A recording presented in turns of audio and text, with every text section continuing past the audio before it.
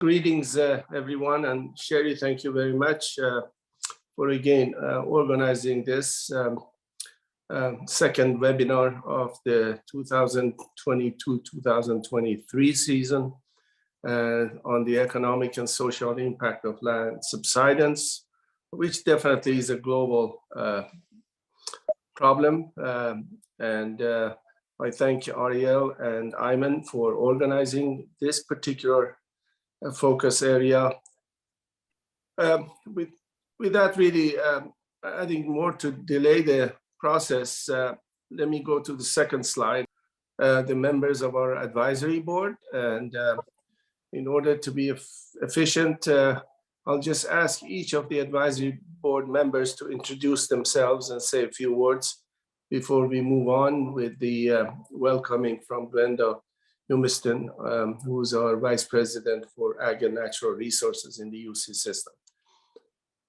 Okay, Christina.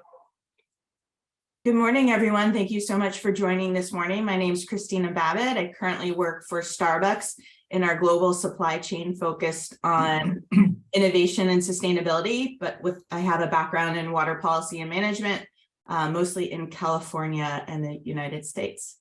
Welcome. Good morning, everyone. Good evening, everyone. This is a great pleasure to see so many people interested in such an important topic that we are going to talk about today. I am Ariel Dinar. I am a water economist at the University of California, Riverside, and I will be one of the co-moderators of this session. Thank you, Ariel. And Yoon? Hi, everyone. Good morning, or good evening, or good afternoon, wherever you are. My name is Hyun Dwan. I'm from Ohio University. My background is in surface hydrology and water resources. Welcome, everyone, to this webinar. Thank you. Thank you, Yoon. And Lucia, you want to introduce yourself? So, good morning. Nice to be here this afternoon, and I am associate professor at Universidad Complutense de Madrid in Spain, and I'm also the deputy director of the Water Observatory of the Boston Foundation. Thank you, Lucia. All right, Ayman. Yes, good afternoon, good evening, everyone. And my name is Ayman Rabi. I am water resources engineering specialist. Been working in the Middle East region for the past 35 years. I am also a co-facilitator for the session today, and I hope it will be an interesting for everyone who's attending and participating. Thank you all for participating and for taking the time as speaker and as participant. Thank you, Ayman. Appreciate it. And of course, Sherry and Julia are the one who run the program and need no introduction because I'm sure they've been in touch with everybody, including the speakers and the participants. So with that, I move to Glenda. Dr. Glenda Humiston is the Vice President at the University of California system in charge of the agricultural and natural resources. Glenda. Thank you, Sarush, and good morning, good afternoon, whatever time zone you're in, to all the participants here with us today, as well as those that will enjoy this later on when it's recorded. This is our Rosenberg International Forum on Water Policy, something we've been very pleased to be able to offer up to the world since 1996. This is because of an endowment from the then bank president and chief executive officer, Richard Rosenberg, at the Bank of America. He had a long-term interest in water resources and worked closely throughout California on trying to identify issues and opportunities to solve some of the great water issues of our state as well as elsewhere. We generally hold this forum every other year in different locations around the world where we bring together leading water scholars and senior water managers to have interactive discussions and really seek those solutions on reducing conflict in the management of water resources. Today's topic is a great example of that, as are our academics and scholars and managers with us. So without further ado, I'll turn it back to Sarush to kick off our panel. And thank you again. Thank you, Glenda, for introducing the whole idea behind the Rosenberg. And by the way, we are in the process of hopefully going back to in-person meeting, and the next one is being planned for Cape Town in South Africa, hopefully in next fall. So without any further delays, let me go and introduce Ayman again, who's going to be chairing and introducing the first speaker, and then between them and him and Ariel, we will let them manage the session. Well, thank you very much for taking the time and for the contributions for this very important topic. And of course, we all, of course, appreciate the time and contribution. This topic, of course, as all of you know, it is one of the, I would say, very significant natural hazards that is, of course, unfortunately not well covered across the spectrum. It is coming, unfortunately, in a time here, at least in the Middle East, of this kind of earthquake that hit Turkey and Syria, and that took lives of thousands of civilians. And of course, we are sorry for that.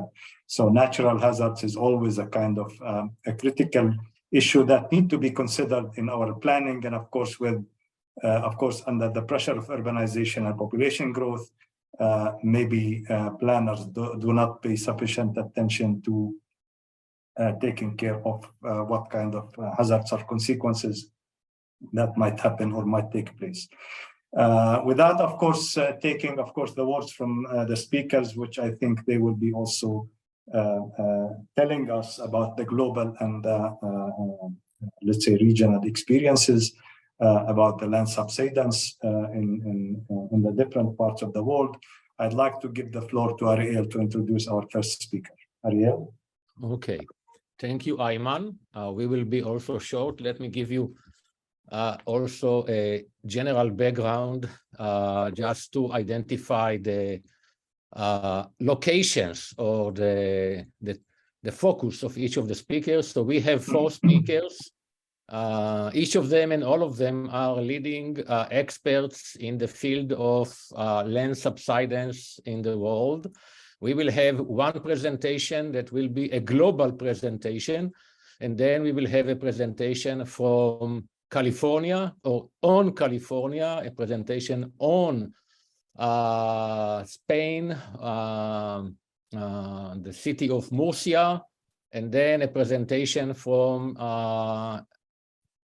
the Dead Sea area. So we are covering kind of several locations, and the first speaker is Dr. Gerardo Herrera.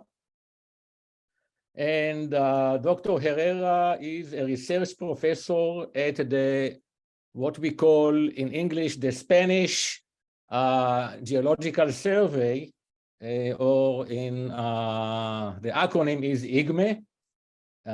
He founded the Geohazards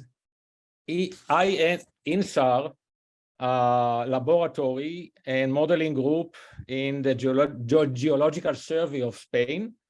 And he is a leading expert on land subsidence and a member of the UNESCO task force or group or initiative, whatever the exact name is, that combines many efforts and many minds from all over the world.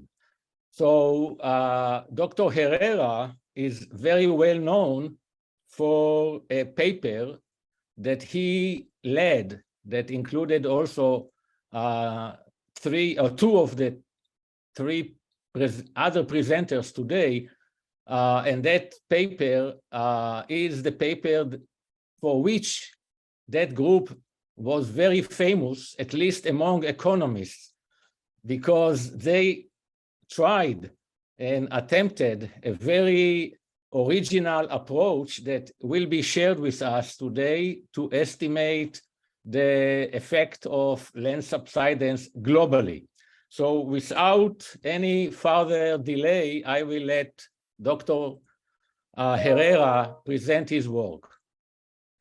Thank you very much, Ariel, for your kind words. Thank you, everybody, for inviting me to participate in this forum. I am very pleased and honored to be here with you. Well, so this is a very first attempt we were trying to do to understand or try to map global subsidence and its impacts due to groundwater depletion. Understanding subsidence as the land surface lowering, and in this case, focusing on the triggering factor of groundwater depletion. So as Ariel was very well introducing me, I come from the Geological Survey of Spain. Whoa. And I'm going to focus this presentation first to explain you what was the database we were building and using to do this study, and then how we did the estimation of the spatial probability of subsidence occurrence, basically calculating the susceptibility, the hazard, and then doing some rough calculations about the possible exposure to this hazard. So regarding the database, we were using 200 land subsidence areas in the world due to groundwater depletion. We were taking this information from scientific papers until the year 2018. As you can see in this global map, the land subsidence areas were located between basically latitude 20 and 40.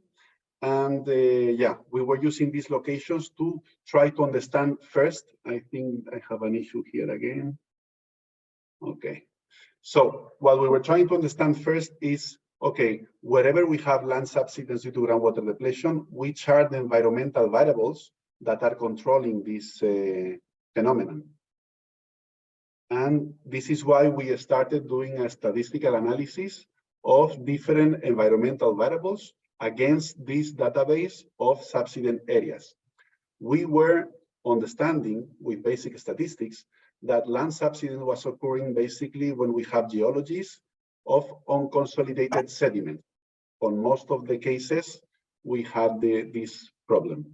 And also, we understood from a morphological viewpoint that subsidence was happening in very flat areas, always with slopes smaller than 1 degree. Regarding the land use, we identified that land subsidence was occurring in either cultivated areas, agricultural areas, or artificial areas, meaning basically urban areas. And regarding the climate classes, we have a more heterogeneous sample of where, in what kind of climate classes land subsidence was occurring, but they all have something in common. The climate classes, when we detected the land subsidence, is climates that are arid or warm, but that they are all characterized by one single feature that is having prolonged drought periods.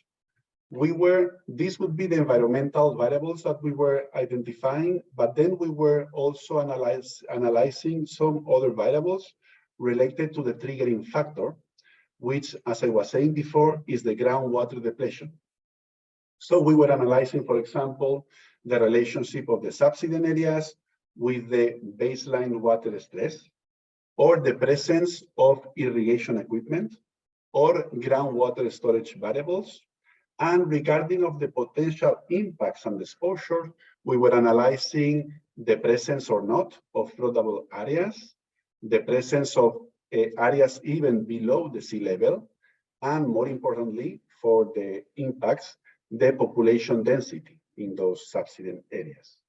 So with this simple approach, we were saying, okay, let's try to build up a model that is able to reproduce or to estimate where subsidence could be occurring all around the world.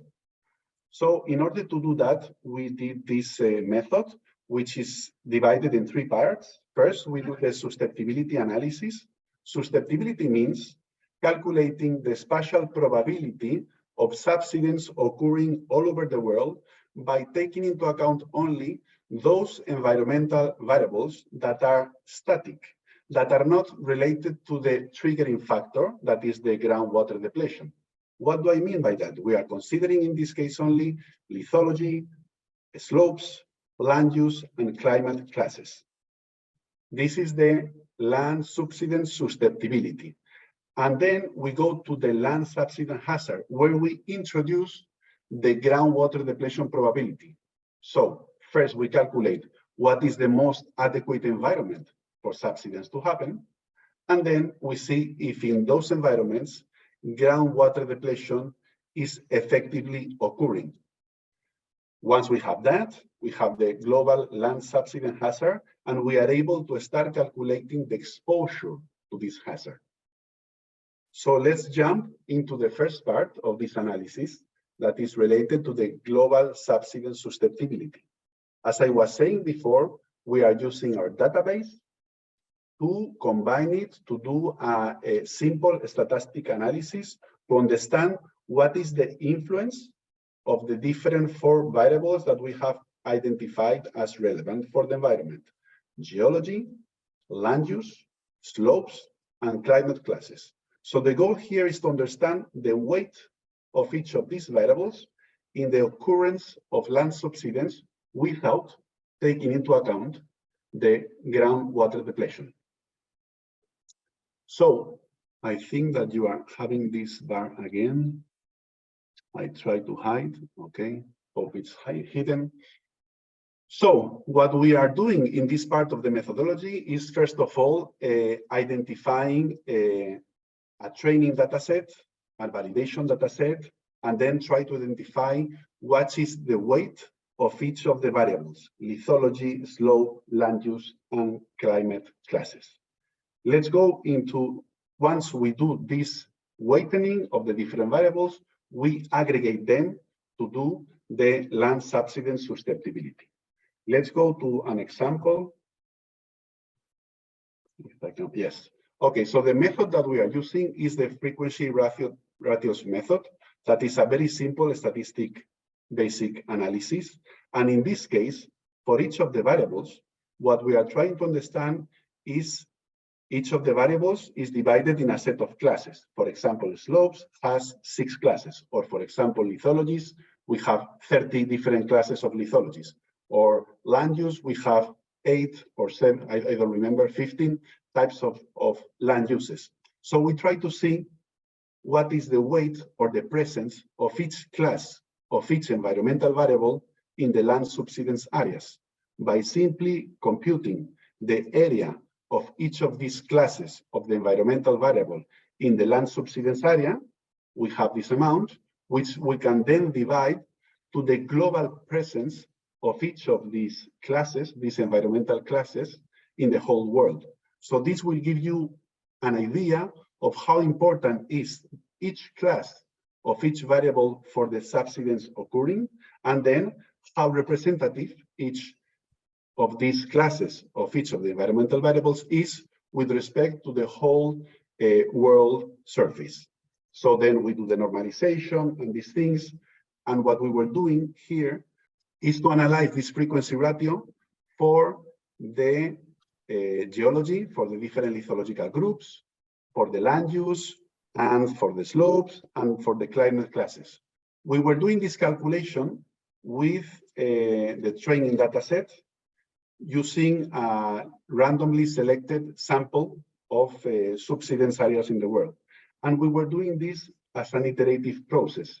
So when we reach the iteration number 50, we observe that the dispersion calculating the weight of each of these classes in the subsidence was, let's say, minimized. So we were, let's say, having some confidence in the results that we achieve on the frequency ratios for each of the classes of each of the environmental variables.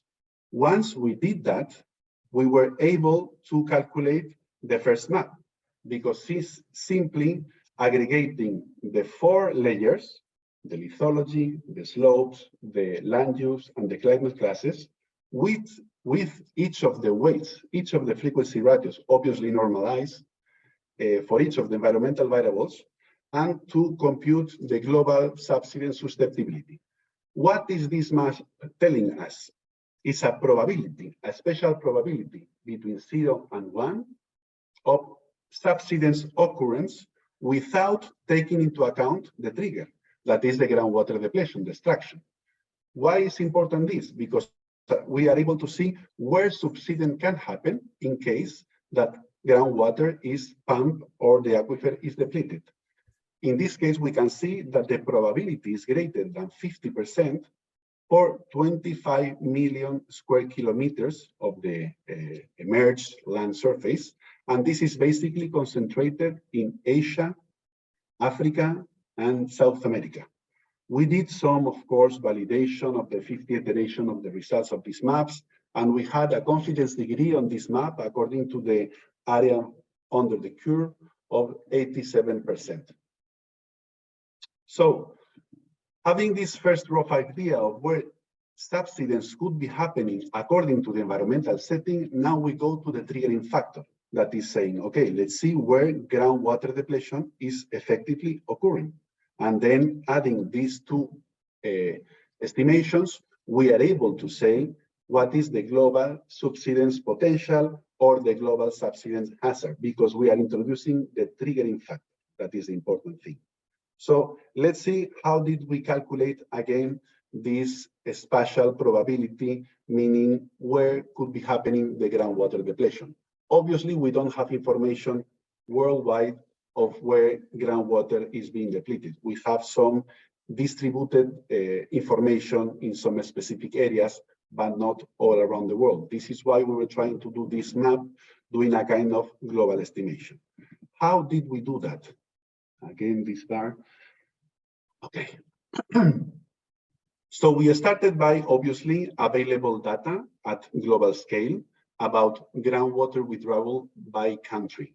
And we also have water withdrawal in agricultural areas by country. So we are combining these two variables to understand what is the possible amount of groundwater withdrawal by country that is used in agricultural areas and groundwater withdrawal by country that is used in urban areas. This is information by country that we were estimating for the year 2010. Then we do a spatial disaggregation of this information that is country-wise in agricultural areas and in urban areas. And in order to do so, for the agricultural areas, we use a map that is telling us what is the irrigation equipment density using groundwater. And then we are using the global population density to do the spatial disaggregation of the groundwater withdrawal in urban areas. Finally, we put another layer of information that is very important, that is the baseline water stress, because this information is telling me what are the basins, the hydrological basins that are more than likely suffering water stress and therefore where groundwater depletion could be occurring. By doing this analysis and spatial disaggregation of the information, we are able to produce a global groundwater depletion map that is providing us the probability of groundwater depletion occurring from 0 to 1 all around the world with a resolution of 1 square kilometer. Once we have this information, here is just an example of Mexico, we can combine the subsidence susceptibility, that if you remember well, was simply the spatial probability, that environmental setting where subsidence could be triggering, with the groundwater depletion probability to estimate the subsidence hazard. In the hazard, we are introducing, and this is very important, the triggering factor. That is the probability of groundwater depletion according to the information available at global scale for the year 2010. The resulting map is what we call the global subsidence hazard, because we include this groundwater depletion probability. And the results reveal that the higher probability is above 50%, are not so large as before. Before we were speaking about 25 million kilometers. Here we are speaking about 12 million kilometers. More interestingly, here we can see that Africa and South America are not so important in terms of hazard as Asia, North America, or Europe. This is because these three regions are concentrating more groundwater depletion than in South America or in Africa in this moment, in 2010.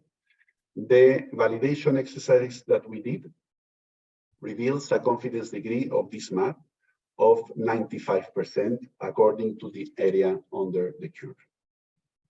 So this is just putting global subsidence hazard against global subsidence susceptibility. This is the global subsidence susceptibility. You can see the comparison of the two different results we have. So what is interesting of the global subsidence hazard is that here we are calculating where subsidence could be occurring according to a specific triggering that is the information available we have in 2010. But if there was the case that groundwater depletion for the next decades was starting more intensely in South America or in Africa, we could also have a global subsidence due to groundwater depletion occurring there more intensely, as it has been the case of North America, Europe, or Asia. Here, just an examples of the final result of the global subsidence hazard map in China, in North America, in Europe, and in Middle East. This is Iran. And I will not get into details here. So once we did these calculations for 2010, we did an attempt to do the calculations for 2040. And in order to do that, we were using available global projected values for 2040 on the climate classes, on the basin water stress, and on the global change scenarios, considering a steady population growth and increasing greenhouse gas emissions. So doing this, let's say, new map or new model, we have these results that if we compare them with the results of the global subsidence hazard in 2010 are very similar. Obviously, in 2040, we have a greater probability of subsidence occurring in these areas. There is a higher probability of this happening in most of the already subsidence areas in the world, and some new areas appearing in higher latitudes. But we will see that in more detail later. Now I will go to the last part of the model, of the method, where we are doing the global subsidence exposure analysis. And this is basically, once we have done the global subsidence hazard, we know where subsidence could be happening. We are trying to do some estimations on the exposure. And in order to do that, we are considering the highest probability classes, above 66% of probability of land subsidence hazard occurring in a specific place. We consider those classes that are high or very high, and we are going to compute what is the population that is living in those areas with high or very high probability of land subsidence due to groundwater depletion. What is the exposed GDP, gross domestic product? And we are also going to analyze how many of these areas are located in river flooding areas or in coastal flooding areas. So we have a sense of what could be happening in terms of potential impact, even though this is only estimating the exposure to this hazard. Gerardo, you have 1 more minute. Okay, sorry, I was too low. Okay, so in this case, in this table, we can see the results of this exposure. We see, for example, that China and India concentrate the greatest areal extent and the greatest population exposed to this hazard.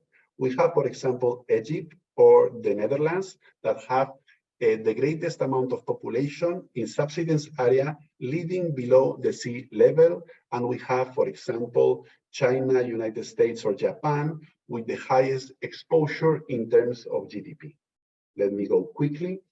If we compare results from 2010 with 2014, we see that some countries, the exposure in terms of human population, a population exposed to this hazard, is increasing by more than 80% in countries like Philippines, Iraq, Indonesia, Mexico, Israel, Netherlands, Algeria, or Bangladesh. Concluding remarks, because I'm late. In this work, we were able to identify 2.2 million kilometers exposed to subsidence hazard in 2010, 1.2 billion inhabitants, $10 trillion US, 500 million inhabitants living in flood-prone areas in subsidence areas, most of them living in Asia, only 10 or 20% living in North America and Europe, but 1,600 major cities of the world exposed to subsidence phenomena, with the numbers being increased in 2040 from 1.2 billion inhabitants of exposure to 1.6. This work is the first attempt, is a proxy towards evaluating global subsidence hazard. Why? Because we need to include in the global database more information about the subsidence, magnitude, and intensity. But we also need to consider and register the damage that is being produced by this subsidence. These are values that we don't have. We are also not considering in our model the mitigation measures that could be taken in some countries where groundwater management has proven to be effective against subsidence, as it is the case of Japan. Last remarks. Important mitigation measures that we believe are important to take into account in land subsidence is, first of all, groundwater regulation, including the scientific dimension, monitoring and modeling the phenomena, developing alternative water supplies, and enhance natural or artificial recharge of aquifers. Thank you very much. This information is available in the website of the Land Subsidence International Initiative of UNESCO. You can navigate in the map. You can download all the layers that we have used to calculate this map in the science portal, in the fixture. Everything is available. Sorry for the delay. Thank you very much for your attention. Yeah. Thank you, Gerardo. This is a great opening to our webinar, the global view, global attempts, just to tell us how challenging this problem is, both scientifically and also later from a policy point of view. So I will turn to Ayman to introduce our next speaker. Thank you. Our next speaker is, of course, Michelle Sneed. She will be presenting an experience from California, from San Joaquin Valley. Michelle has been working as a hydrologist for the U.S. Geological Survey, and she has more than 25 years of experience. She is now leading, of course, experience leading the land subsidence. She is now currently working as the technical support coordinator for groundwater science in the Office of Quality Assurance. She is also a member of the UNESCO Land Subsidence International Initiative, and she is a recognized leader in promoting global land subsidence studies. She has several publications and extensive experience. Looking forward to hear part of your experience. Michelle, the floor is yours. Thank you very much. I echo Gerardo's sentiments. I'm really happy to be here. The link between subsidence and economics has been traditionally very weak. So just to have the opportunity to talk about it and the interest increasing to try to get a better handle on what the societal and economic impacts are of land subsidence will be a great stride forward. So anyway, I'm very happy to be here. Thanks for having me. So Gerardo talked about the global perspective, and I'm going to zoom in a little bit on the San Joaquin Valley in California. It's had a long history of subsidence, and as I'll talk throughout the presentation, we really have very little quantitative information about what land subsidence has cost in the San Joaquin Valley. So this opening slide just has a picture of me, and I'm using a staff to show how much land subsidence occurred at this particular location between 1965 and 2018, and it's almost 9 feet. So I just wanted to get a definition out there on land subsidence. So it's a gradual settling or a sudden sinking of the Earth's surface due to surface or subsurface movement of Earth material.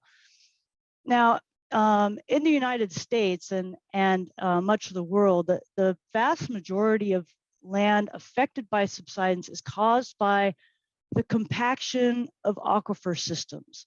And that's a consequence of groundwater pumping, which Gerardo alluded to a lot. It was a very important part of his analysis, the groundwater pumping. Because you could have the susceptibility of land subsidence, but if you don't pump the groundwater and lower the groundwater levels, then land subsidence isn't going to happen. This is typically caused by groundwater overdraft, and it's just like your bank account. You can't keep taking out without allowing it to replenish, or you will run out of money. And in this slide is the historical photo of Joe Poland using a telephone pole to illustrate the nearly 30 feet or 9 meters of subsidence that had occurred at this location between 1925 and 1977. Before I get into the San Joaquin Valley specifics, I did want to give a sense of subsidence in the US, because I'm going to be talking about the San Joaquin Valley that had very large rates of subsidence, a foot a year of land subsidence, which is extraordinarily fast rate.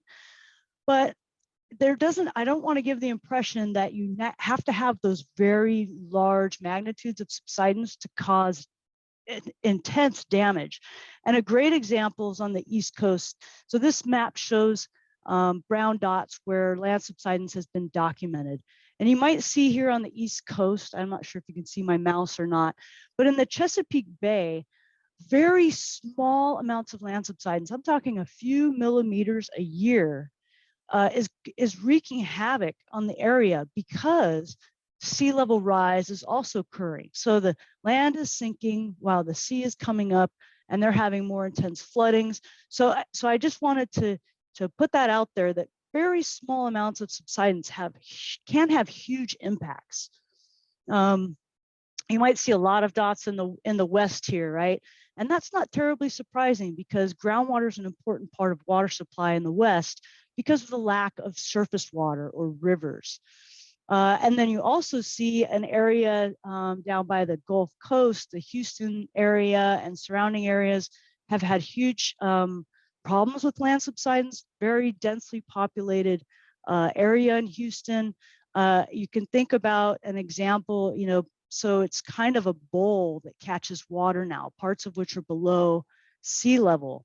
Hurricane Harvey, all of the rain that got dumped from Hurricane Harvey on Houston had a huge impact on them, and it was exacerbated by land subsidence.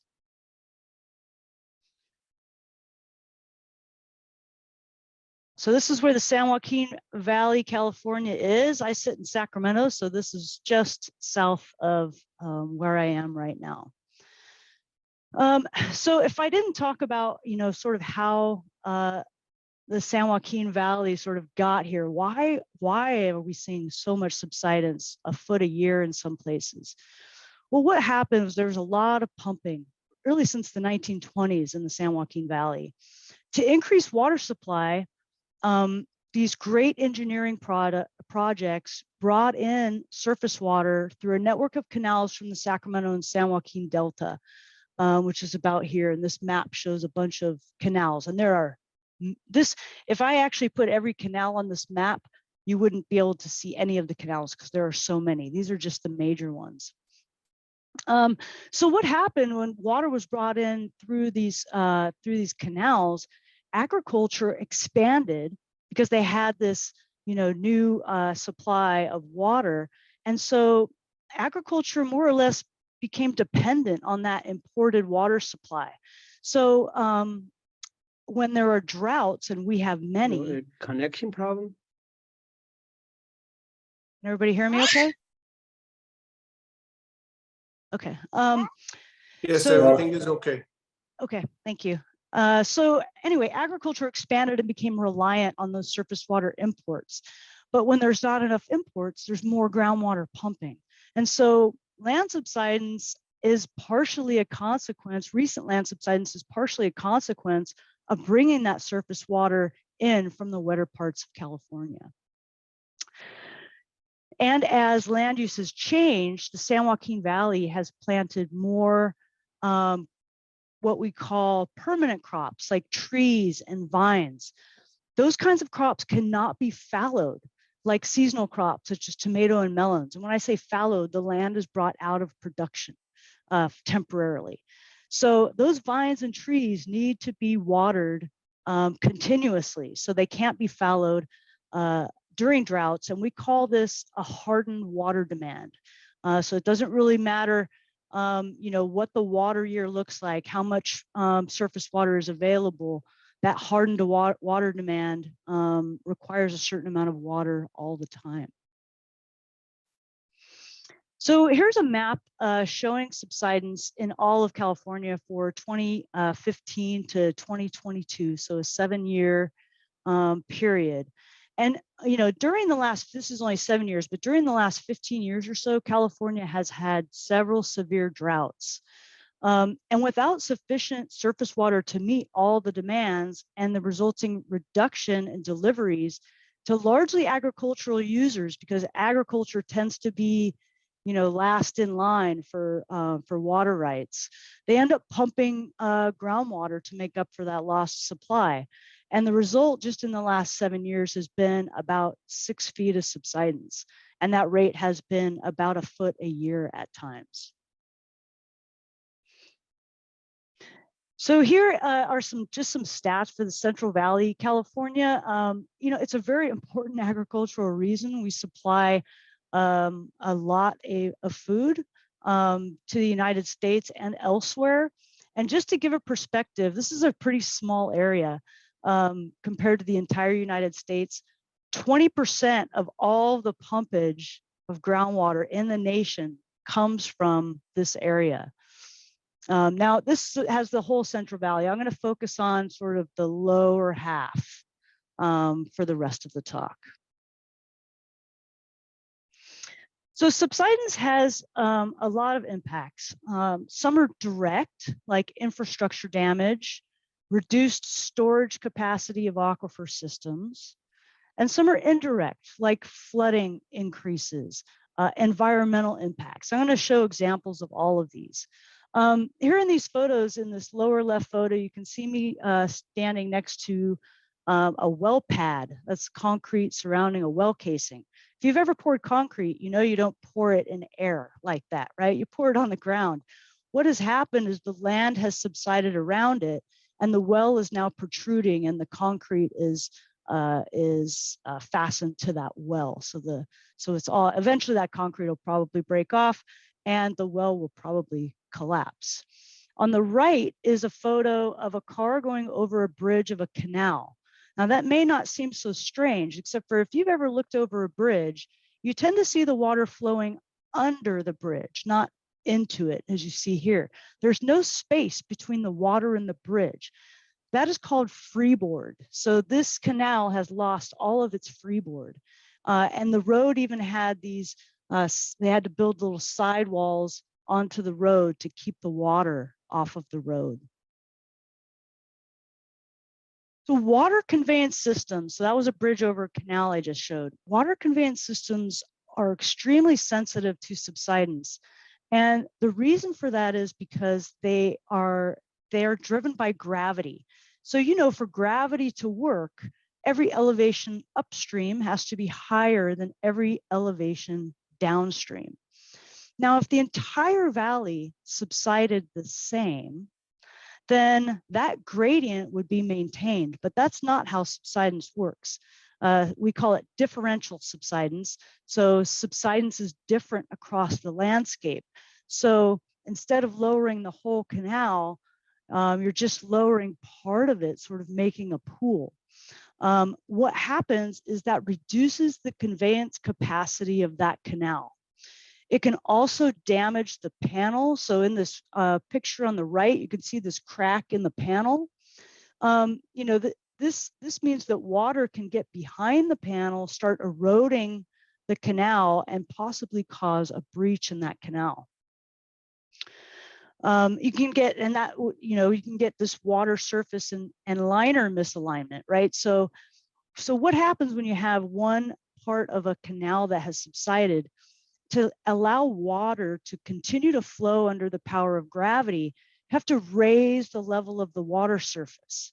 And there's only so high you can raise it without going over the top of that concrete liner on the side. And so what ends up happening is they end up building the levees up higher, essentially making a deeper pool to allow the conveyance to continue. You have to raise that water level up. So you do not want erosion to come behind these. That degrades the integrity of the levee. And this, of course, this is a lined canal, meaning it's concrete on all sides, but some of the canals in the San Joaquin Valley are not.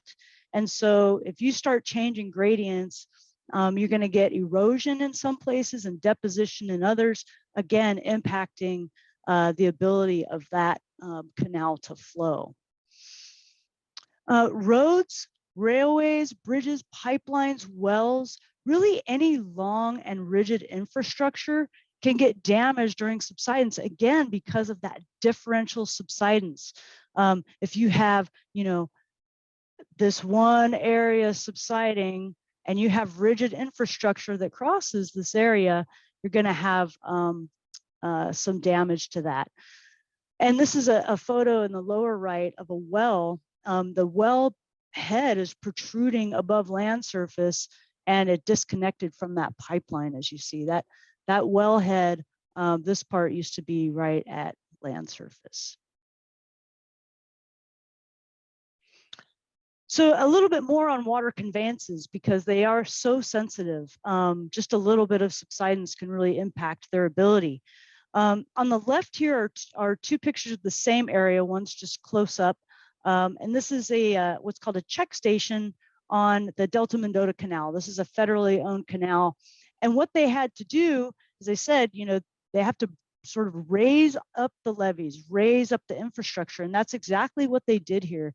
In this lower part, they had to add on a second pair of gates.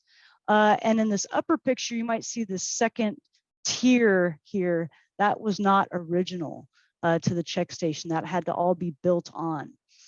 On the right-hand side here is two pictures of the same canal. It's called the Central Irrigation Canal, called the Outside Canal. And this is one of those cases that you can see that there's no freeboard. Apparently, you used to be able to kayak underneath these bridges. And obviously, you cannot do that now, or you have to hold your breath. So infrastructure is always getting impacted by subsidence, and especially infrastructure that is water conveyance. So here's an example. So this shows this is the Delta Mendota Canal here that is outlined. And I just wanted to bring an example up. We were in a severe drought in 2014. And the controllers of the Delta Mendota Canal were given 5 days to refill this very important reservoir called the San Luis Reservoir. They were given 5 days to refill it.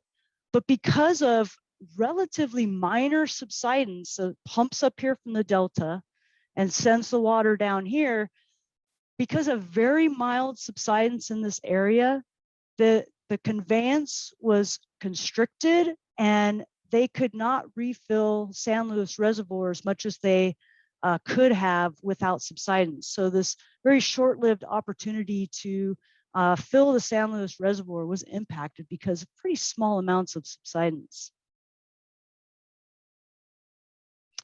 Here's another example that's been in the news a lot lately. The Bryant-Kern Canal on the southeast side of the San Joaquin Valley has lost 60% of its conveyance capacity, meaning it can only push 40% of the water that it was designed to push.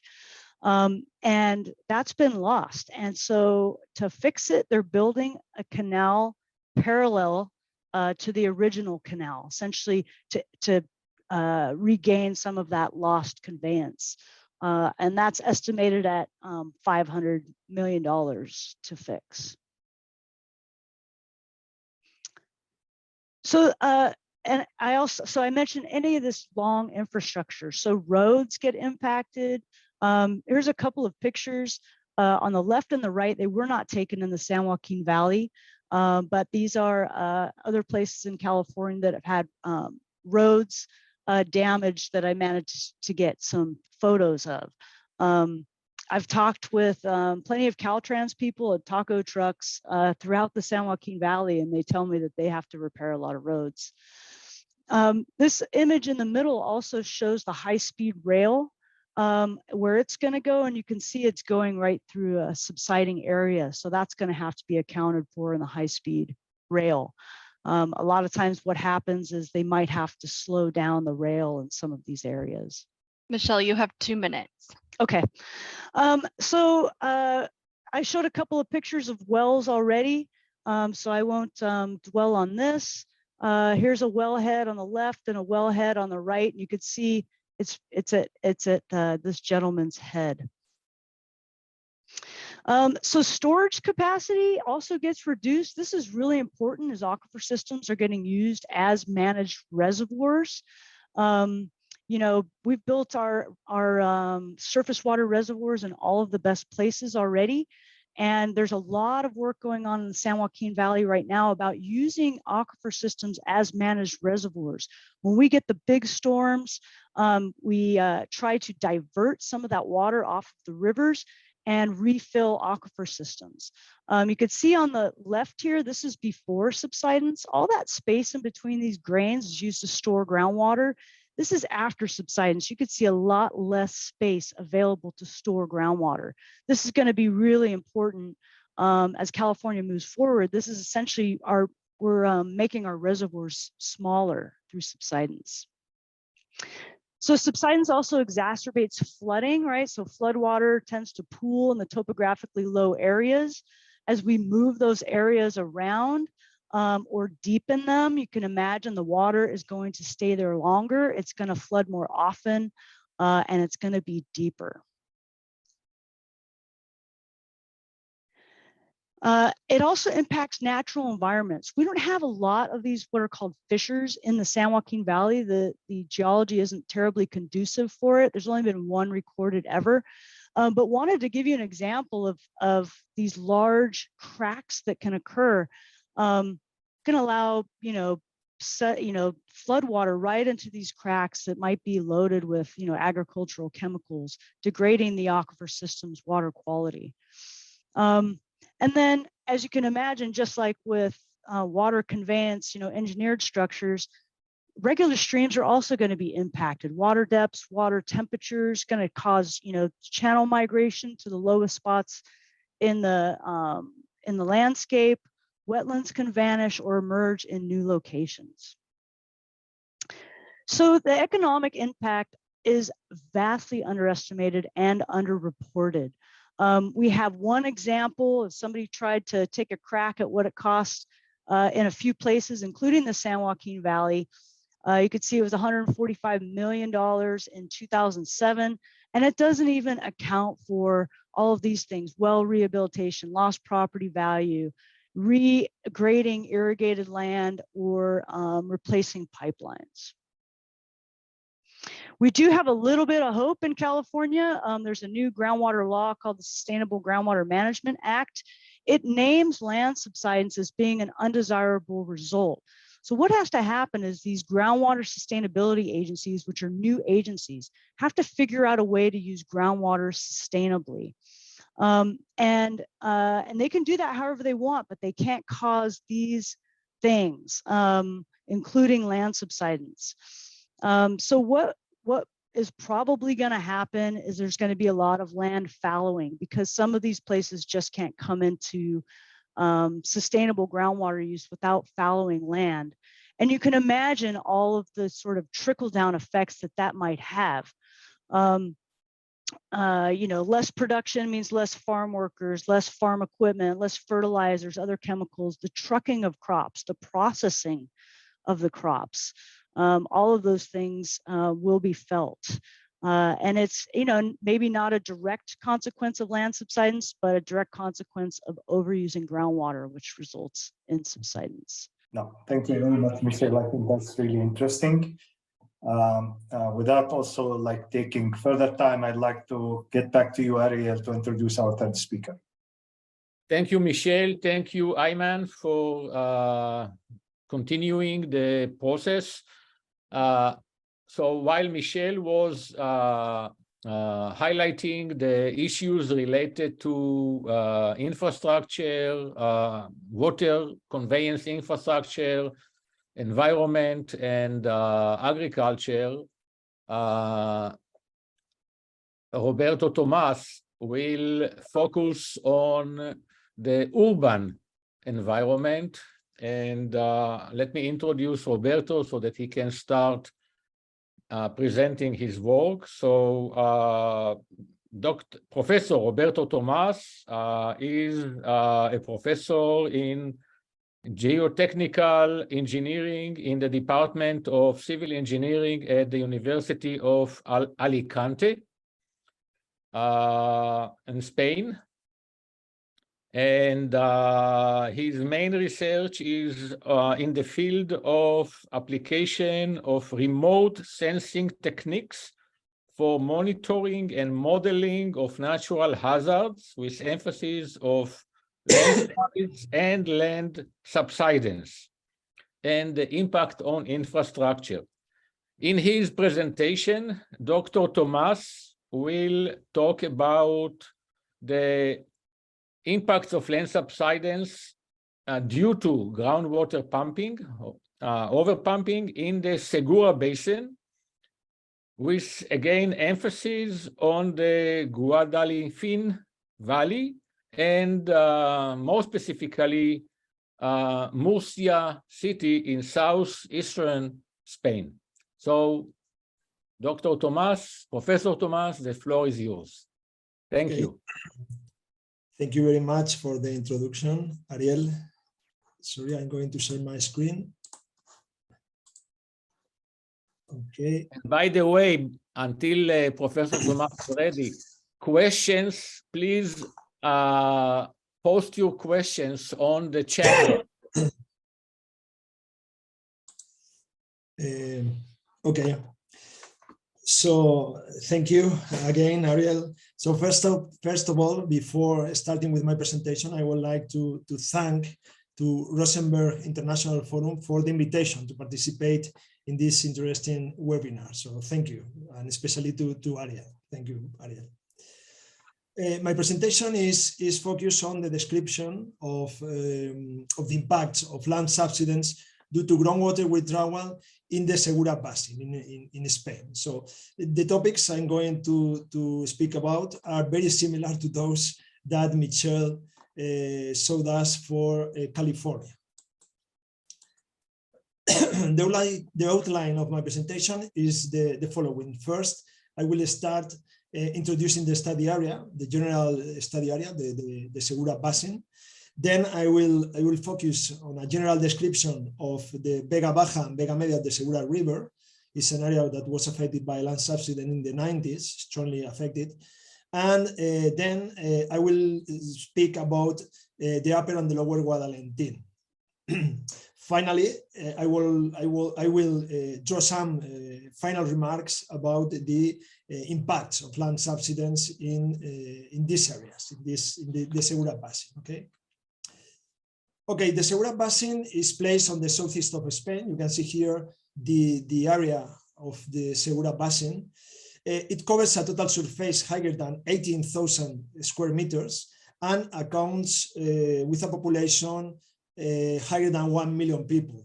The population is mainly concentrated in this area that correspond to the Vega Baja, the Vega Media, the Bajo Guadalquivir, and the Alto Guadalquivir. This area concentrates most of the population. This is one of the most productive irrigated agriculture areas in Europe.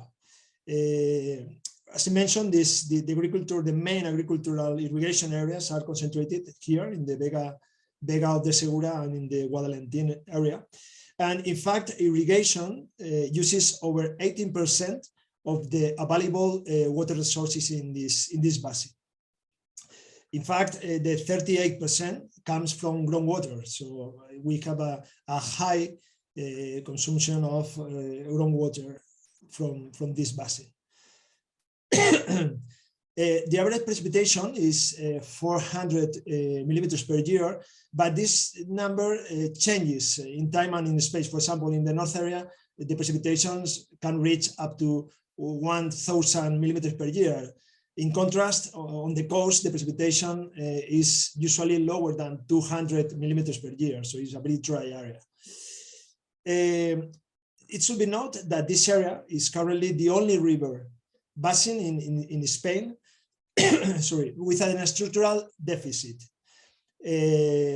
as acknowledged by the authorities, okay, the water management authorities. So this is an overexploited and strongly overexploited area in Spain.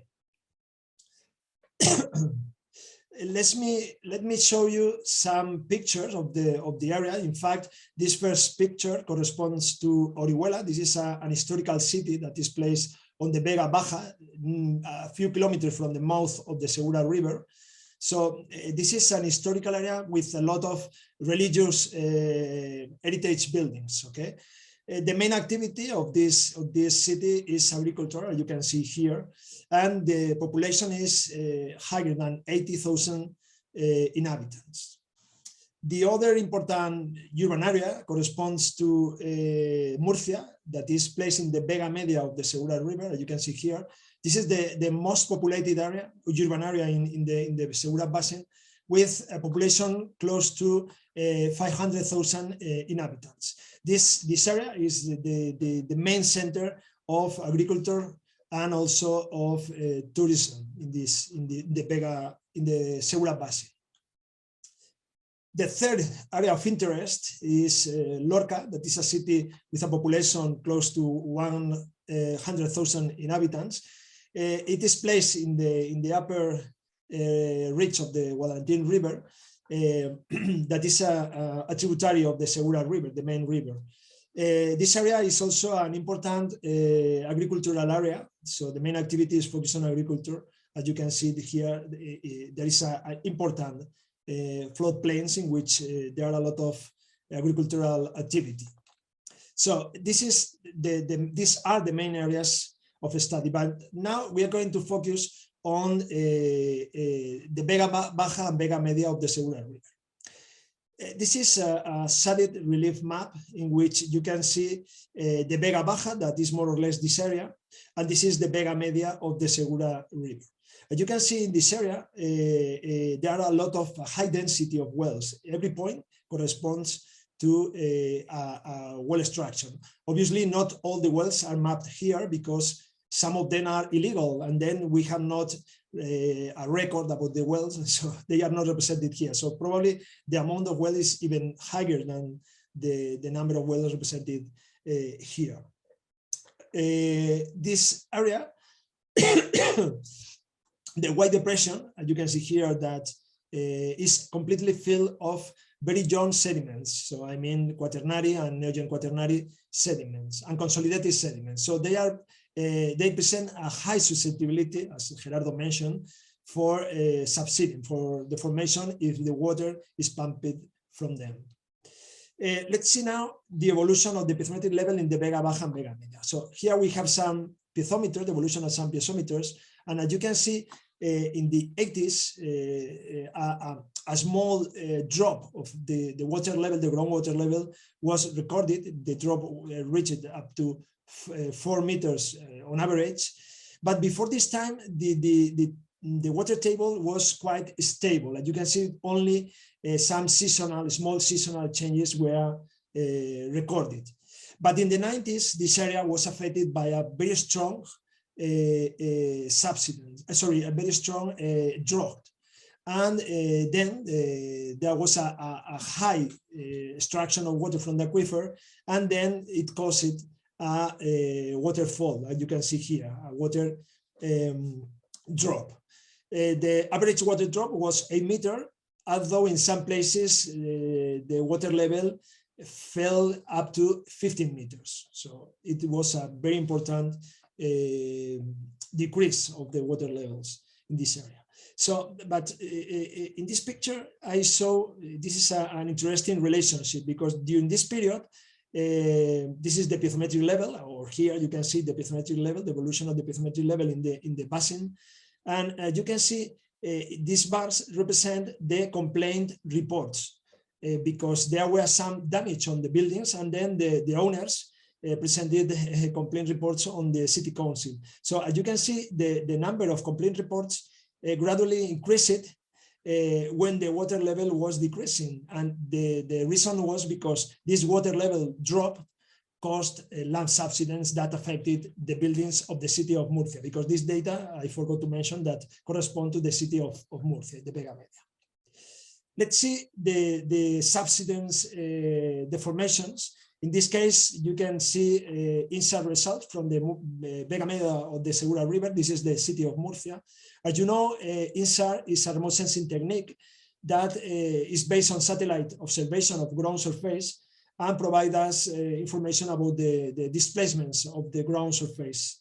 So this data corresponds to the period 1995-2005. So it is just after the main bathymetric crisis. So, but even it was after this period, we can see some deformations in the south, mainly in the south and the southeast, and also on the east of the valley. You can see here. These deformations reached up to 15 centimeters in some places. So obviously it caused a lot of damage on buildings and other infrastructures, and as I will show you later. This other picture shows the deformation, also the insert results in Orihuela city, in this case for the period 1993-2001. And as you can see, this is the city of Orihuela that was affected by displacements up to 7 centimeters in some places.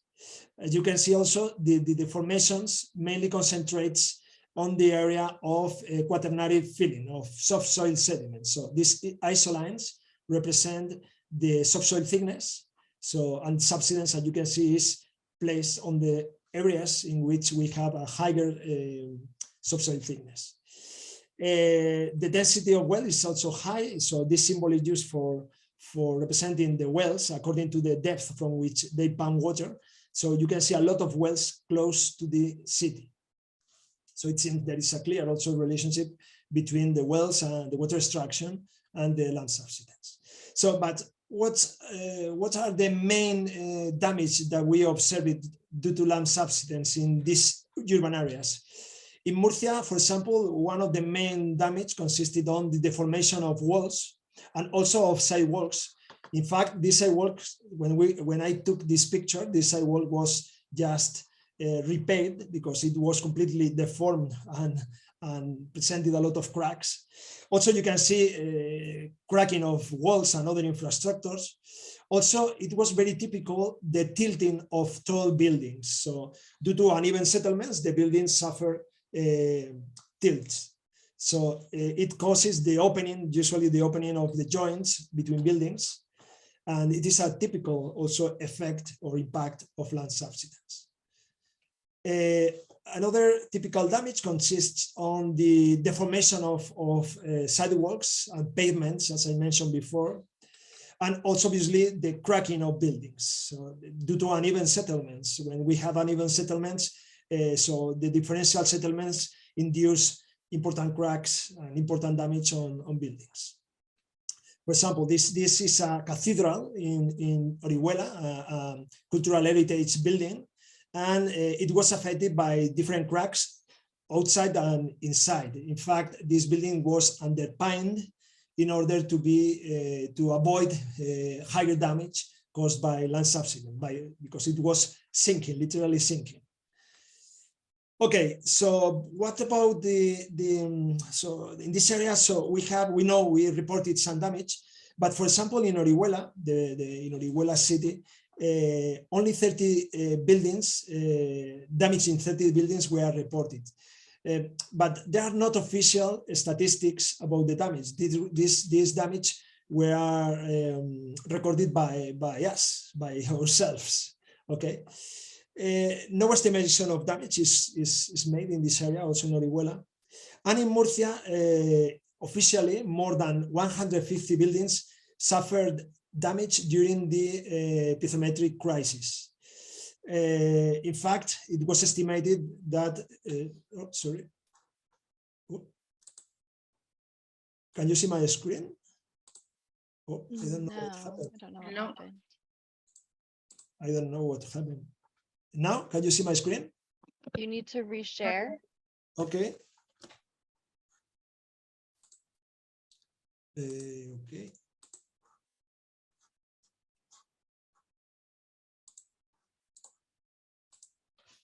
Now? There you go.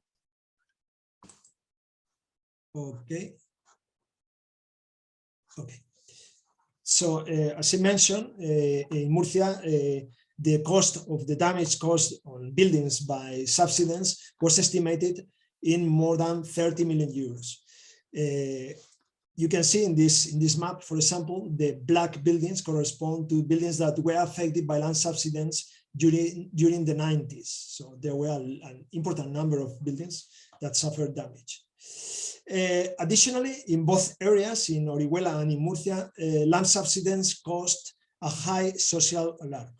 In fact, in this area during the epithermetric crisis in the 90s, the social alarm rose, and then the media published a lot of news about this phenomena. Here you can see some of the news that were published during these months of maximum impact, of maximum social impact. Let's move now to the Guadalentín. That is the other area of interest that I would like to show you. You can see here, this is the epithermetric evolution of epithermetric levels in the Guadalentín. And as you can see, from 1975 to 2013, there were some points of the aquifer in which the epithermetric level drop was higher than 200 meters. So it was a very, very important water level decrease. In fact, this epithermetric change caused subsidence. You can see in this map obtained from INSAR results, you can see that the maximum subsidence in this area reached up to 2.2 meters between 1992 and 2012. So 2.2 meters. So it is a very high value. In fact, the subsidence rate was 11 centimeters per year. This subsidence rate is similar to the subsidence rate for example, that we have measured in Beijing. It's very similar in China. And however, although we perform a field trip, Gerardo and me, we perform a field trip in order to record damage on this area, we didn't find any damage on buildings. So it was an interesting question, and probably it is due because the settlements are quite gradual and the subsidence is too deep. So this is a question. We didn't find any damage on buildings, actually, in spite of the subsidence is very high. Other damage, in fact, Michelle talked about this, are, for example, earth fissures.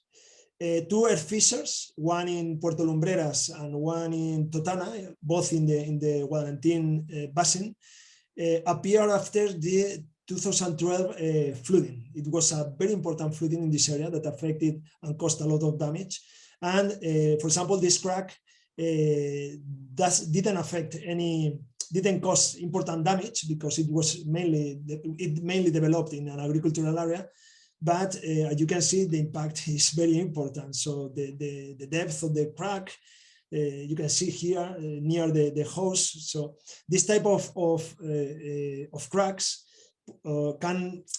has an important effect because can affect people, obviously, and also livestock, can also damage homes, can damage dams, canals. So But in this case, fortunately, the earth crack didn't cause any damage. Roberto, you have 2 minutes.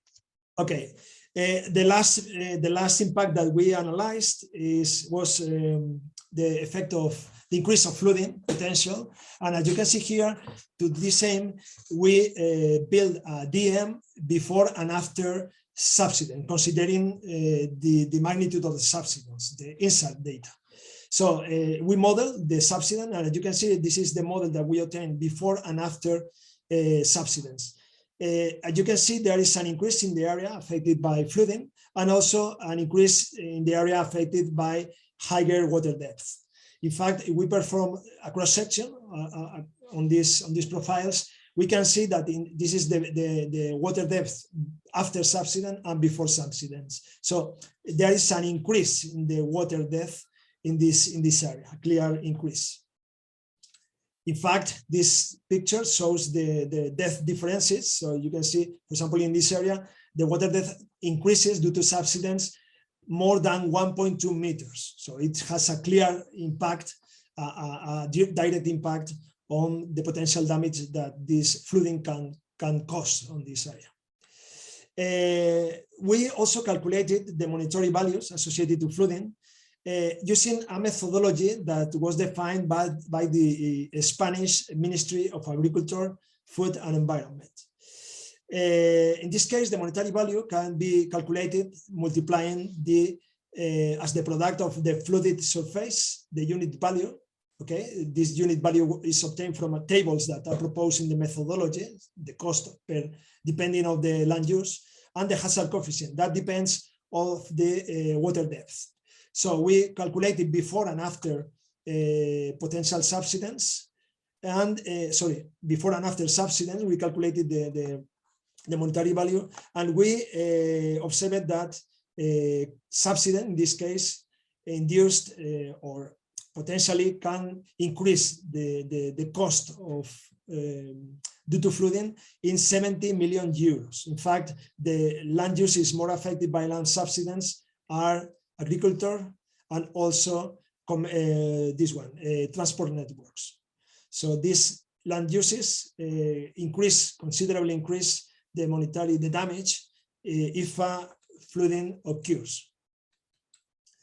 Allow me to finish this presentation by underlining the main thoughts about land subsidence in the Segura Basin. So first, as it is clear, the land subsidence is an important threat that increasingly impacts the lives of people in this area. As we saw in the presentation, land subsidence may have different impacts on population and on infrastructures. For example, can cause social alarm, can cause damage in buildings and other infrastructures. Also, we saw in the last slides that can increase the flooding potential and induce earth fissures that can also affect people and other beings. Additionally, as Michelle mentioned, there are other impacts that have not been still evaluated in this area, as, for example, the reduction of the storage capacity of the aquifer. This is an important impact that has not been still evaluated. So a detailed and a comprehensive economic quantification of the impact has not been done up to date. So we have studied different topics, but a comprehensive study about the impact has not been done. I think it is necessary. And also, it is very important to take into account mitigation measurements of land subsidence to reduce these impacts. Because in the near future, climate change even can worsen this situation. So this is very important to take into account measurements as soon as possible in this area. So that's all from my side. Thank you very much for your attention. Yeah, thank you very much, Roberto. A very important component of impact of land subsidence is the urban sector. So glad that you were doing research on affected areas in southeastern Spain. And I'm sure that the more we talk about it, the more examples we have from urban areas around the world. I'm glad that Professor Karaki is with us, and I will give the floor to Ayman to introduce him, and we are entering our last part of the webinar. Thank you. Thank you. Welcome, Professor Najib. Thank you for joining. Professor Najib Abukaraki is Professor of Geophysics, and he's currently the Dean of the Faculty of Science at the University of Jordan. He's the former president of Al Hussein bin Talal University. He has been acting as a board member and, of course, in several local international entities and institutions. And he's currently a board member of the Center for Modeling and Simulation of Crisis and Disaster Management at Al Bayt University. Professor Najib has been working on the land subsidence issue around the Dead Sea and in the Jordan Valley for over 20 years. And I think he has done several, of course, publications. He participated in several talks and, of course, showing the hazards around this topic. And thank you, Professor Najib, for taking the time and for presenting this experience from Jordan so that, of course, we know what it is all about. Please, the floor is yours, Professor Najib.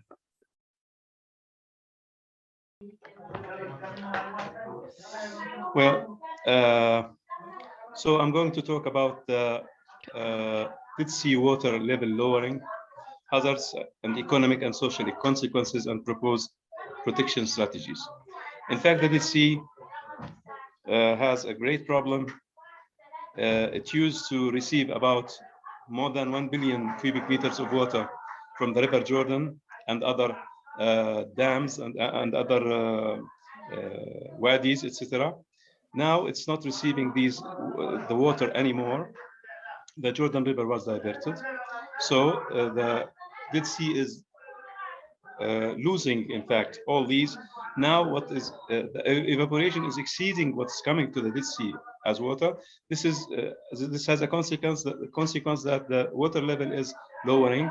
Here the shore used to be here in the 1960s, as you can see near this car. All these are new lands. They are rather fragile lands also, and subject to some investments and projects of building, and in this very hazardous area, as I will show you.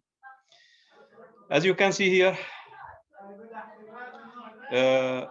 this arrow here marks the area where the Dead Sea used to, the water level used to be. This is a famous bridge in Jordan. It's the Al Mujib Bridge. So it lost about 33 meters here from its level, the Dead Sea. It used to be like this, as you can see, in the 1950s, and nowadays you have about 40 meters less water in this area and kilometers to reach the Dead Sea. We know what happens when water level fluctuations take place. Okay, when water level changes, you will start having sinkholes and some cavities under the ground, as you can see here.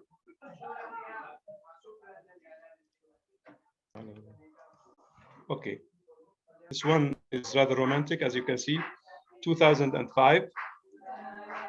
We know that the sinkhole phenomenon is known in the world. This is in Guatemala, 2007. This is in California, pardon, in Florida. It formed without warning in a matter of minutes. This is the important thing. And you have also more recent sinkhole victims. This is the 5 stars Disney Hotel in Florida also in 2013. As you can see, it was lost to a sinkhole formation process here. I used to give lectures like this from the 1991. In fact, this is one of them, 2001. Why we are doing these lectures is just to inform the people to be aware of the problems and the risks. If you are very vulnerable, if you don't know, very high risk, but we want to make the people and you also in this occasion to be like this, in fact, in face of this problem of the lowering of the Dead Sea. We are a group working on this. It's a multinational, multi-subject, multi-cultural group, Jordan, Belgium, Italy, etc. We made some geophysical studies in that area, just at this zone of 300 meters by 600 meters. We used precise gravity to try to see whether there are some cavities under the ground. The result is this.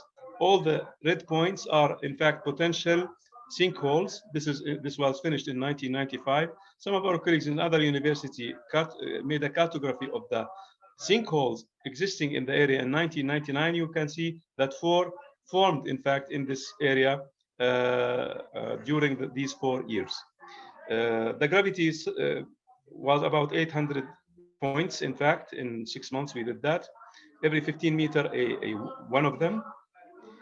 I issued a warning after knowing that the area is full of cavities. This is in 1997, saying about there's about 50 sinkholes are threatening the people there. Nowadays, it's much more than that. Problems started to happen also on the whole area. This is the collapse of a touristic station in 1999. This is also a donkey and a boy which fell in one of these sinkholes, as you can see, after rescuing him in this area.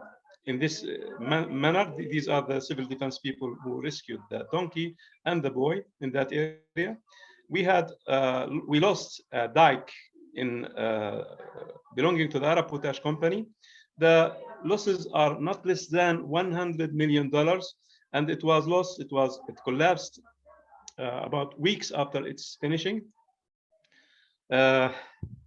You know, the reason are these sinkholes in the foundations of this dike. This is the dike, how it used to be. It retained about 55 million cubic meters of pre-pumped water from the Dead Sea to make them evaporate and get the potash from them. This is 10 days or 12 days before the collapsing of the dam. And here is the area which collapsed in 1 hour. 55 million cubic meters went to the Dead Sea again. So this is a very costly thing. Now I would like to convince you that what's happening in the area is in fact dangerous to all the infrastructures there. This is a house representing the area of Ghor Haditha, which is one of the most affected. As you can see, the house in 2007. This is in 2007. We have some cracks and some subsidence, as you can see here. 5 in May 2007. Now in September 2007, collapses started and sinkholes started to form. This is an evolution of the situation in the month of May 2008. Half of the house was lost. And here is another scene of that. 2008, it used to be 2 houses, etc. And less than a year later, this is the situation in that area. This is just a model of what may happen if constructions are made there without precautions. In fact, the sinkhole is about 25 meters to reach just the level of the water here. As you can see, this is me. This is in 2009.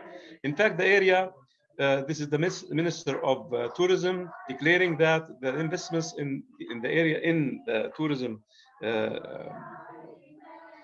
business in this area and in Aqaba is about 16 billion GDs, which means $22 billion. So this is huge for Jordan. In fact, the area which they wanted to develop and invest in is in fact geomorphologically very dangerous. As you can see, seepage of water, and it's prone to landslides, as we will see. This is the accident of the what we call social security touristic station in 1991. Here is some news saying that they will build something at its place in 2003. And it is, in fact, this hotel, which is the Holiday Inn Hotel, 5-star hotel, which used to be, in fact, underwater in 1967. This is the Dead Sea Shore in 1967. and here is the shore in 2017. Most of the hotel is built on these very unstable areas, salty and very unstable. This is the hotel while it was being built. It's finished in 2008, 2009, some problems started to arise in that area, and some sinkholes also started to form. This is the hotel, and this is a sinkhole, and this is a jackhammer. This is in May 2009. You have the beginning, the initiation of a landslide here in this area at the shore of this hotel. On 2009, it collapsed completely in 2012. The jackhammer was lost. Absolutely nothing appeared from it. It's under the surface. And you have also this grader, which this is what's lost from it, just the top of it, and also this thing here. This is a 5-star hotel, and some of the problems happening because of the subsidence and the lowering of the Dead Sea level. This is another 2 more hotel minutes. with the, pardon? Okay. You have 2 minutes. This is another hotel, another one. All the hotels are, in fact, like this. This is a bridge in 2012, and here it's how it became in 2017, 2018. Also, all the bridges are like this. This is a factory which was built about 6 months after my warning here in that same area. Here is it, and it was evacuated in 2009 because it started to being attacked by this phenomenon. The same factory. In fact, we think of making something to try and measure the deformations in the whole area by radar interferometry to try and focus on the areas which are very rapidly subsiding. We applied this also on the dike which collapsed by studying the radar images and analyzing them. In fact, 7 years before the collapse of the dike and its construction, it was predictable that this area is unstable, and it's very, you have a very negative gravity anomaly and also deformations in subsidence in the area. This was published on the European Space Agency website, Precursory Deformations of a Dike Collapse, and gave us the idea to use this as something of a early warning system. I showed you the truth in this area without any maquillage, as you can see. Other problems on other dikes, which costed a lot, $16 million just to double the dike. I will go quickly. This is finally a publication, an American publication in 2019, which compared between 83 studies. My study was, our studies was in them. These are all citations, or in fact, to this work of 2016, emphasizing its importance. In fact, we used 10 different sources of satellite sources. We were the only to use 10. Other studies from the 83, some of them used 8, some of them used 1, etc. This is visible. You can see it. They're talking about this work. And sharing that Abu Karaki et al. Used a total of 10 different sources of satellite data to analyze subsidence near the Dead Sea. So it's a good, in fact, study, and it put Jordan on the map of this kind of works. Okay, here's Jordan here. In fact, if they adopt our world early warning system, it will be okay. They will be like this. If they don't, the situation may be like this. Or if we prefer, this is without adopting precautionary measures to face the risks. And here is if they use our work.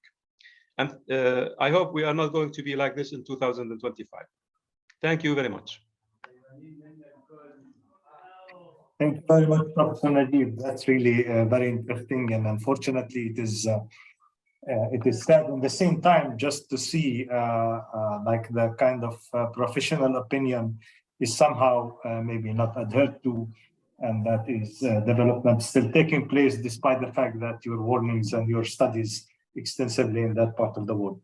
So thank you very much for this insight from Jordan, and back to you, Ariel, for the Q&A. And of course, the participants are reminded with the slides. So Ariel, the floor is yours. Yeah, thank you very much, everyone. There are not too many questions, so I hope that during the discussion, we still have 20 more minutes, we will be able to add more questions and highlight more points. So I will go just by the order. So there is a question from Soroush to Gerardo. And the question is as follows: the reliability of the approach and its information. So for many regions of the world, that data is not available or provided by governments, does the approach excludes these areas from the database? So Gerardo, if you can respond. Thank you very much for the question. I think it's very, very important. Obviously, this is a very key issue when we are speaking about trying to identify those areas in the world where groundwater depletion is occurring. We need to have data to do these estimations from the governments. And this is why in our map, in our final map, we are listing all those countries where groundwater depletion by country is not available. So this is first. So at the end, we are identifying or marking the countries where we don't have sufficient data. So obviously, it happens the same not only by the access to data regarding groundwater withdrawals, but also by the existence of subsidence records. We have subsidence records from those countries where we have scientific publications, but maybe there are other countries where these were not published in peer-reviewed scientific journals. So we are driven or constrained by our database sample. What I would like to say here is that, however, this is why I was saying this is a kind of a proxy work where we are doing this first step, aiming to properly estimate global subsidence hazard. But I think that we have a promising scenario in the years to come, because since 2018, that is the year when we took, let's say, the last scientific journals, has been a boost of papers related to land subsidence due to groundwater depletion. And this is very much because of the uptake of using radar interferometry satellites that are able to map worldwide the deformation related to groundwater withdrawal, groundwater depletion. So I think that is a methodology that in the next years to come, it could be very much improved by enlarging the information available by subsidence areas and hopefully by more countries providing more accurate information on groundwater depletion. However, also another level to improve this work would be the regional dimension, to go down to a hydrological basin where more accurate information can be provided and improve this work. Thank you very much. I hope I was answering the question. Yeah, thank you, Gerardo. Yes, I think if you don't mind, Ariel, I just follow up with this question. Yeah, I think the same question goes to everyone, but Gerardo and Michelle, of course, dealing with California issues. You know, of course, and I think you are also part of the UNESCO committee, correct, Michelle?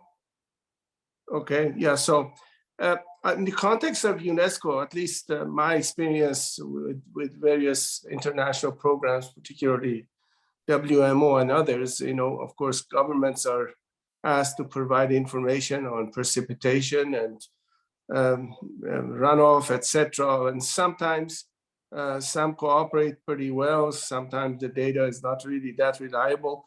Is UNESCO, number one, seriously engaged with the nations in terms of providing the data? Is there a program to that effect? And number two, once this information is made available, how does it benefit the people in terms of maybe modifying their approach to problems? Michelle, you used examples from this somewhat Central Valley. I mean, so we see the impact. The question is, are there farmers and others willing to make the adjustments in order to reduce the impacts or not? Yeah, but they sort of have to with this law coming into place. So, Okay. you know, traditionally, you know, if you drilled a well on your property in California, you could pump as much as you wanted. Right. And so yeah, I mean, you're seeing some things happen in the San Joaquin Valley that are really cool. For instance, farmers are cooperating with researchers to flood their fields. When those, you know, when the water comes through with those big atmospheric rivers, when there's a lot of river water available, farmers are allowing researchers to flood their lands. And, you know, with the, you know, risk that it could damage, you know, future productivity. And so, so they are willing to take some chances. I know of some other, you know, sort of local efforts just between farmers because, you know, in different parts of the aquifer system, the water quality is different. So the upper parts of the aquifer system don't have as good water quality as lower parts of the system. But some crops can take that. And so you see farmers saying, hey, if you don't pump from the deep zone, we'll, you know, put up a pipeline and you can pump from my shallow well to irrigate your crops because that particular crop can tolerate the reduced water quality, which tends to be, you know, higher salt content. So yeah, so we are seeing, you know, people starting to come together. It's been quite a lift in California, and some of those groundwater sustainability agencies that are trying to figure out how to bring groundwater into sustainable use, you know, they're still figuring it out. And it's going to be different for every area. You know, every area is going to, you know, have some combination of management actions that is going to help them reach sustainability. And it's going to be different for every area. Sure. Some people have, you know, some areas have access to surface water. Some areas don't have access to surface water. So there's going to be a lot of, you know, figuring out how to do this in any particular area. And it's, like I said, it's a pretty heavy lift to try to figure that out. And I think, you know, most experts say that land fallowing is going to have to be a part of the equation in many parts of the San Joaquin Valley. Thank you. So just to address one point that you made, I am not sure that the objective and the ability of UNESCO goes beyond the scientific highlighting of the issues, and maybe there is a need for a more internationally powerful, in collaboration with UNESCO and with maybe UNDP, UNEP, but a group or an international agency such as the World Bank to step in. And the World Bank has started. They have now a very big study on groundwater management, recognizing the problems, including land subsidence from groundwater over extraction, and the impact of all of these on the poorer parts of the society. So the World Bank has an interest in stepping in, and we just need to keep pushing them to establish a framework that will allow them to establish data collection and data sharing that will be done, with governments and all over the place. So this is a big question and a big issue and all of that, believe it or not, started in San Jose. Right, yes, yes, of course, yes, that's right. Well, thank you so much, Ayman. Ariel, this is absolutely true, but at the same time, I'm involved with the GWADI program of UNESCO, as well as a few others with WMO in the past. There is a whole infrastructure of the Water Resources Division of UNESCO. And my question from Gerardo was whether they are actively hoping or getting the information, because at the end of the day, the devils are in details. Any of these global maps that are produced depend on the data that you can trust it in order to process it, do the statistics, and actually come up with the global maps. That's why I raised the question.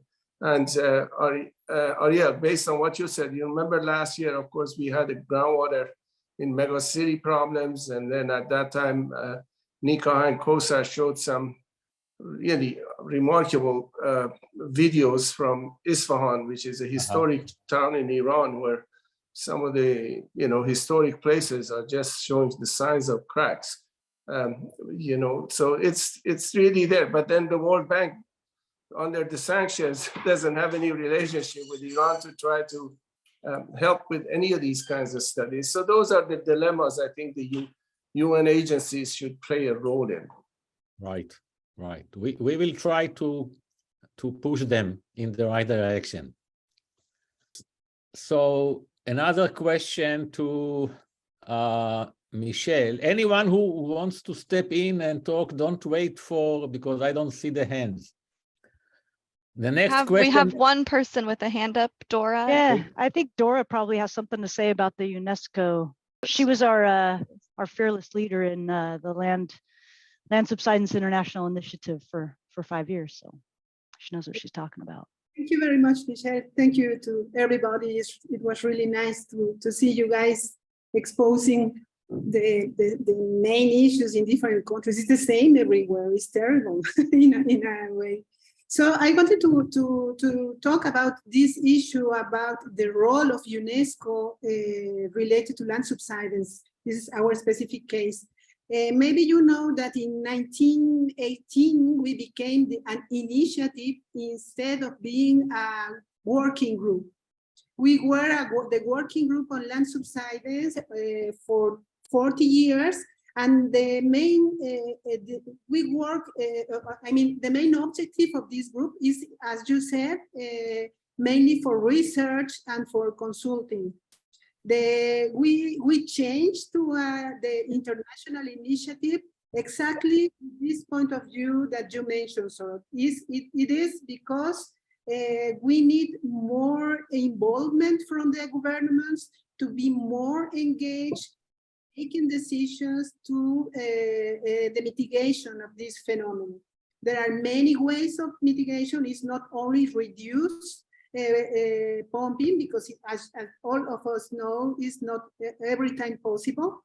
But there are other strategies, political strategies to be considered, like zonification of risk, like collection of water, rainwater, a change in all the water gestion in management in a country. So the fact that we are already an initiative, and it means that we are increasing the awareness in the UNESCO and the worldwide, I think, on this issue, not only on water crisis, but also on the consequences of the over exploitation of groundwater with this international initiative. I don't know if it is clear enough, our new role as a working group since 2018. Thank you. Thank you. If I may step in quickly, Ariel. Yeah. Yeah, just to add on Dora's, I think that the importance or the usefulness of this first map that we did was precisely to alert a little bit the policy making and say, okay, with existing information, very incomplete, with a certain degree of reliability or not, depending the country or the area, we are alerting of possible issues and problems with subsidence hazard. And I think it's worth that they are aware of this as policymakers to say, okay, it's necessary to move forward and do deeper studies. Obviously, you will never use the map to do any kind of regional or country assessment, evaluation, or policymaking, but it will help you to at least say, we need to study with greater detail. And I think this is what the message we want to overall convey from the international initiative of UNESCO. Try to push this forward. Thank you. So the next question is for Michelle by Kosar, a friend from Iran that already presented the story of damages in Iran. So the question is, can modern irrigation methods save the Central Valley and flood management, flood water spreading and spade irrigation to recharge the aquifers help this area? Yeah, so, I think it's going to be a combination of management actions. I kind of touched on that before. I mean, absolutely, reducing groundwater use and increasing recharge, there's a lot of ways to do that. And yeah, spreading is being done, as I mentioned already. Spreading grounds are really common in Fresno and becoming more common all the time. There's complications with spreading. You can't just spread water anywhere and have it recharge the aquifer system that's being depleted. I mentioned that a lot of groundwater is pumped from the deeper aquifer system because the groundwater quality is good there. And so you have to find the right areas on the land to allow spreading to infiltrate into that aquifer system. And there's what we call a confining layer, essentially a clay layer over much of the San Joaquin Valley that will essentially stop some of that water from getting to the lower aquifer system. So it's going to be, it's going to be a combination of things. It's going to be, fallowing some land. It may be changing some crops. It may be, using, as we can get this more recharge going, using the aquifer system as a managed reservoir, just like any other surface reservoir. It's going to be a real combination of things, and it's going to be location dependent on what works. It's going to take some experimentation to figure out what works for any particular area. Can I ask a quick follow-up question to that? Yeah. Yeah, hi, Ben Maddox. I'm a food, ag, and wine exec for Bank of America in the Western U.S. I just want to ask a quick follow-up to Michelle on that last point. Right? We've talked a lot about what the farmers have to do. We know at this point we have an infrastructure that hasn't been updated since the late 60s, early 70s, in a population that's over twice the size of what it was then, with farmers having the lowest water rights in a lot of cases, despite the riparian water rights and a lot of other things that were built into the ground that's been passed on from generation to generation. What are we doing from an infrastructure standpoint, a water policy standpoint, that limits the amount of water use by, residential and a lot of other factors, instead of just pinning the entire responsibility for what's going on the farmers, because they're drawing water because they're getting 0, 5, 10% water allocations to water rights that they have? Yeah, that's a good question. Every, so often when we're in a bad drought, you'll see, water restrictions come on municipalities. So they deliver water and they say, oh, this town or this city or whatever needs to cut 10, 15, 20%, whatever it is. And there's a lot of, depending on where you are in California, I mean, this doesn't, I don't know that it's necessarily applicable to the San Joaquin Valley, but you have like lawn buyback programs and things like that to try to encourage reduction of water use, especially outdoor water use for residents in particular, because that tends to be our largest use of water in residential areas. But as far as legislation, this sustainable groundwater use, it has to be shared by everyone. My focus was the San Joaquin Valley, which is, it's largely farmers and agriculture that's going to have to make some cuts. There aren't really, large population centers. And so, cutting those population centers by X percentage and cutting the same percentage by agricultural water users is a vastly different volume of water that we're talking about. But if you're in a basin that has been identified by the California Department of Water Resources as a basin that needs attention to come into sustainability, then that has to be shared by everyone in that basin. Okay, thank you, Michelle. I see here one more question, a question from Helen Ingram.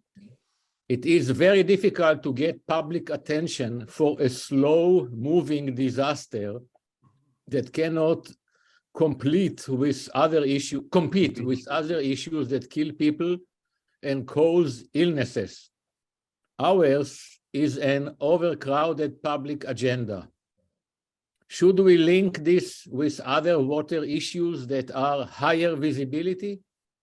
So this is a strategy how to make the public more aware and more alerted to land subsidence.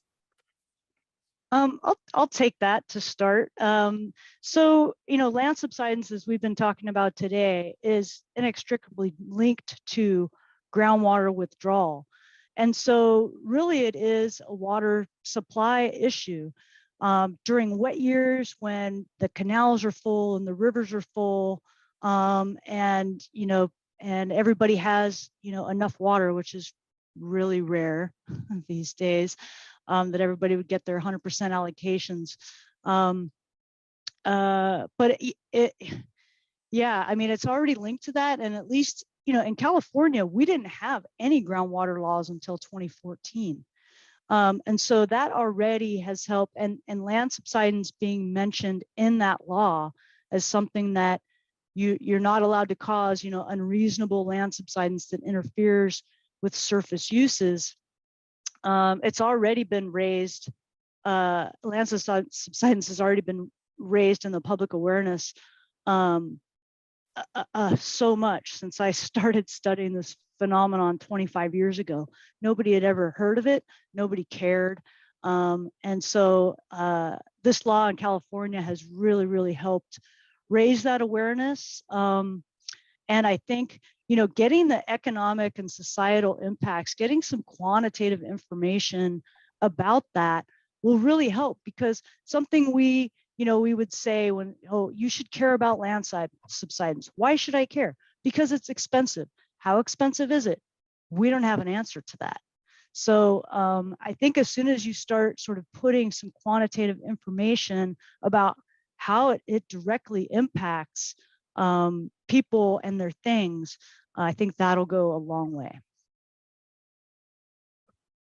Another aspect of land subsidence is that it affects differently people that are more affluent than others. So this is another, I think, important aspect of that land subsidence, that it distinguishes between different groups of people, not like some of the other, disasters that were mentioned in the, like earthquake or winds or so forth. Yeah, one of those examples, is, I showed some examples of the Delta Mendota Canal mitigation and the Friant Kern Canal mitigation. Those are federally owned canals that have deep pockets that can actually respond to subsidence and apply some mitigation techniques. These smaller water districts all throughout the San Joaquin Valley can't afford to do that. So there's definitely, you know, different impacts on different groups of people.